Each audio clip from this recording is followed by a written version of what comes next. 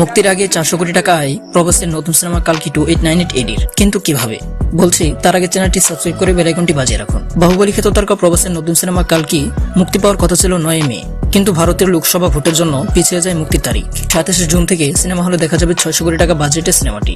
ভারতীয় সংবাদ মাধ্যমগুলোর খবর, মুক্তির আগে নাকি 600 কোটির সিংহভাগ ফেরত পাচ্ছেন প্রযোজকরা। মুক্তির আগে 394 কোটি টাকা আয় করে ফেলেছে প্রবাসের কালকি। কিন্তু কিভাবে? শোনা যাচ্ছে অন্ধ্রপ্রদেশে বিক্রি হওয়া সিনেমার সত্ত্ব থেকে 85 কোটি রুপি আয় হয়েছে। কিছু সত্যের বিনিময়ে 27 কোটি টাকা পাওয়া গিয়েছে। সত্ত্ব মারফত আরো আয় হয়েছে 70 কোটি রুপি। ফলে অন্ধ্রপ্রদেশের টেকনোলজি সার্ভিস থেকে সিনেমাটির প্রযোজকরা এখনই পকেটে ভরেছেন 182 কোটি রুপি।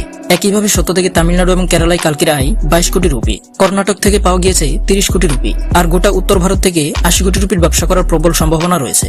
বিদেশের সত্যের বিনিময়ে আরো 80 কোটি রুপি ধরা হচ্ছে।